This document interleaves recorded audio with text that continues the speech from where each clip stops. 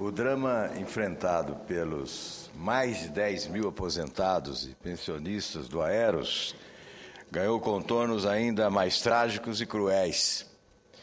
O governo não cumpre a decisão judicial que determina o pagamento imediato daquilo que contribuíram para assegurar uma terceira idade com dignidade. São aproximadamente 23 milhões de reais mensais.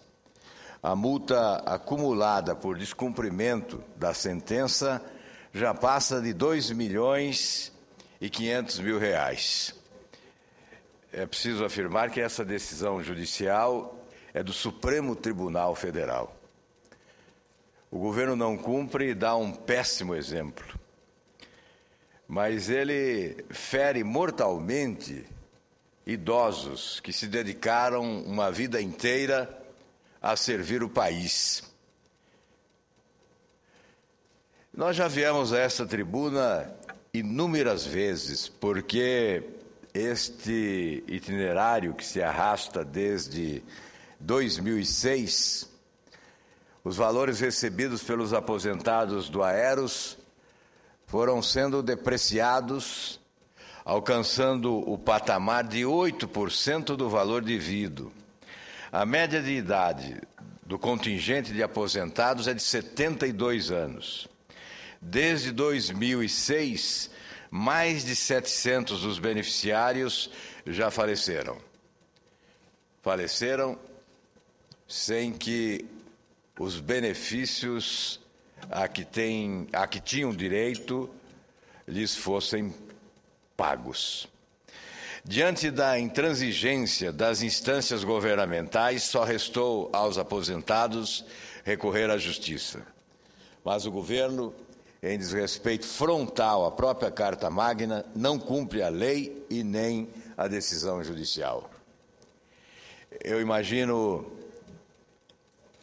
a infelicidade destes pensionistas e aposentados do Aeros e a revolta que acalentam ao verificarem que a mídia nacional informa milhões desviados pelo Valério Duto, milhões de reais para os mensaleiros, no maior escândalo de corrupção dos últimos tempos no Brasil, o Mensalão, milhões de reais para a empresa Delta, milhões de reais no esquema Cachoeira, milhões do dinheiro público desviados desonestamente. E para os aposentados e pensionistas, resta o descumprimento de uma decisão judicial. Não há sensibilidade humana. Em 13 de julho passado, o juiz da 14ª Vara Federal de Brasília determinou: julgo procedente o pedido de condenação da União a indenizar os participantes e os dependentes titulares de benefícios dos planos de benefícios da Varig e da Transbrasil por omissão no dever de fiscalização e proteção dos participantes dos planos de previdência complementar. Aí, artigo tal, item tal, etc. Lei complementar. Indenização que consistirá em montantes individuais apurados nos termos declinados no tópico próprio, itens 140 a 142 desta sentença. Em 2 de agosto último, primeiro pagamento pós-sentença, a União não cumpriu a decisão judicial de pagamento imediato. Em 21 de agosto, no âmbito do Tribunal Regional Federal de Brasília, a União não conseguiu derrubar a sentença e o tribunal decidiu.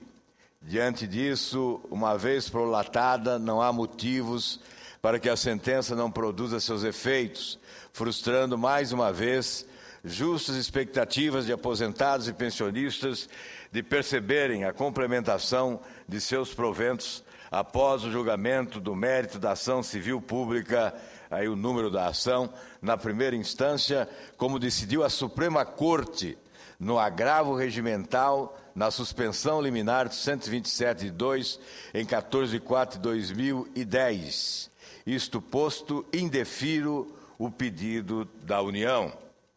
No dia 26 de agosto passado, o Tribunal Regional Federal de Brasília, registro no itinerário judicial, agravo regimental interposto pela Advocacia Geral da União, ao Pleno do citado tribunal, aguardando julgamento. 4 de setembro, segundo pagamento, mais uma vez a União não cumpriu a sentença que determina o pagamento imediato. Ao arrepio da lei maior, o governo não cumpre o que a Justiça determina. A crueldade, nesse caso, tem requintes trágicos. É bom frisar que, num primeiro momento, o governo passou a ideia de que não recorreria e que atenderia à decisão judicial. Como se vê no relato que apresento, várias foram as decisões judiciais, porque o governo recorreu.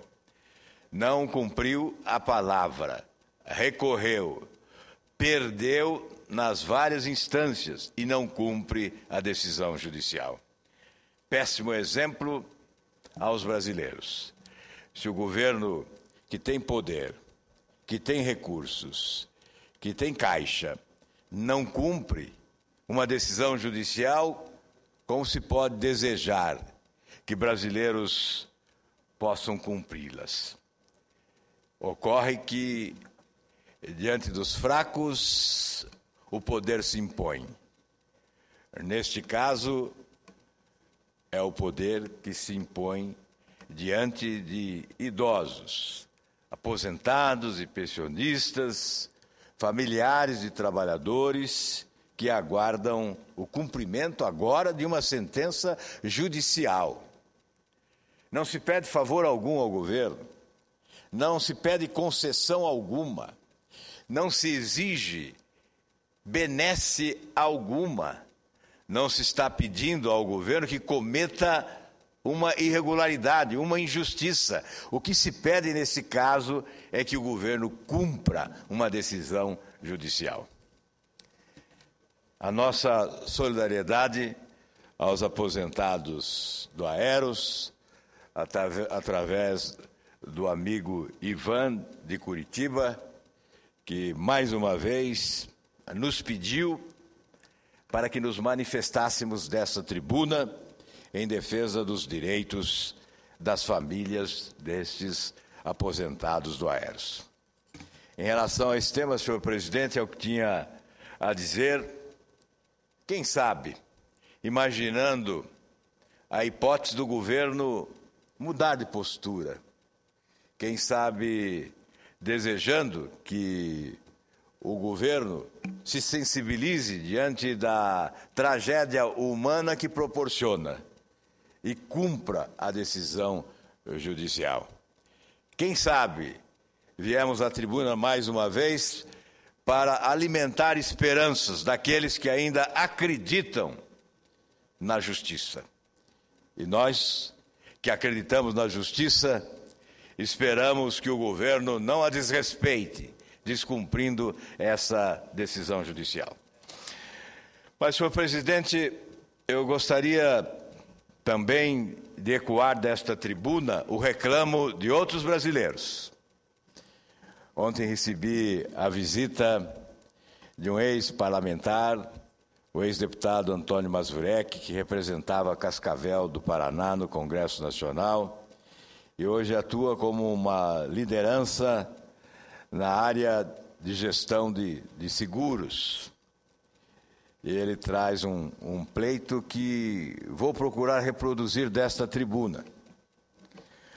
Há reparo a ser feito no que diz respeito à criação da Agência Brasileira Gestora de Fundos e Garantias, também denominada de Segurobras. Tive a oportunidade de apresentar várias emendas à medida provisória que criou a Segurobras, e essas emendas foram rejeitadas. Ao sancionar a medida provisória 564, concernente ao Plano Brasil Maior, a presidente Dilma manteve a possibilidade de a referida agência concorrer com as empresas privadas do setor.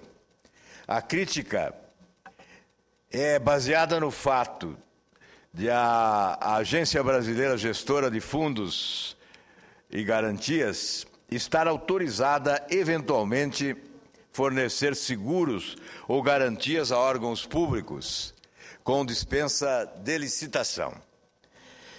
Em que pese a ressalva de que o preço contratado seja compatível com o praticado no mercado, sabemos que dispensar licitação é, no mínimo, temerário. Uma porta larga e generosa para os descaminhos que o Brasil assistiu e ainda é espectador. O governo tem sido generoso com os desonestos, adotando alterações legislativas ou propondo medidas legislativas que realmente abrem portas para a corrupção, oferecendo facilidades para aqueles que atuam muitas vezes não em razão da competência e concorrem de forma competente, mas atua em razão de determinados artifícios escusos que acabam derrotando a competência dos seus concorrentes.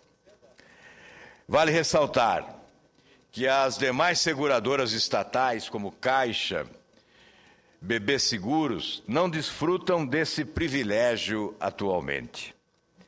A Confederação Nacional das Empresas de Seguros havia se manifestado sobre um acordo firmado com o Ministério da Fazenda, no sentido de que a BGF circunscrevesse sua atuação apenas complementarmente às empresas privadas, oferecendo, por exemplo, garantias a obras do PAC ou fazendo seguros direcionados para crédito estudantil ou financiamentos imobiliários para baixa renda, esferas pouco atrativas para o setor privado.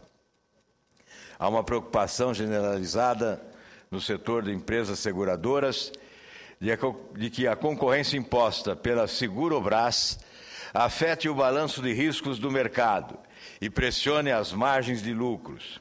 Sem dúvida, como argumenta a CNSEG, a dispensa de licitações instalará uma situação de privilégio e assimetria de direitos e obrigações. Não é saudável nem recomendável que uma agência estatal opere num setor tão sensível e estratégico como o de seguros e possa celebrar contratos sem o crivo e a exigência licitatórios. Eu insisto, estamos falando de um mercado rigorosamente estratégico que cresce em média 20% ao ano desde 2007. No ano passado, as seguradoras brasileiras faturaram 105 bilhões, volume 16,6% superior ao de 2010. Apenas o seguro de risco engenharia, por exemplo, um dos que mais prosperou, girou 912 milhões em 2011, 98,4% mais do que no ano anterior. E a previsão é de que cresça nessa escala até 2016. Infelizmente, a presidente da República, que fez vetos parciais à medida provisória, deixou essa brecha a eventuais realizações pouco republicanas. Isentar da exigência de licitação um setor estratégico é um chamariz à ilicitude. A criação da Segurobras personifica um retrocesso ao mercado de seguros e resseguros do país. Portanto, senhor presidente, são estes dois registros que pretendia fazer e os fiz da tribuna do Senado Federal. Muito obrigado a Vossa Excelência.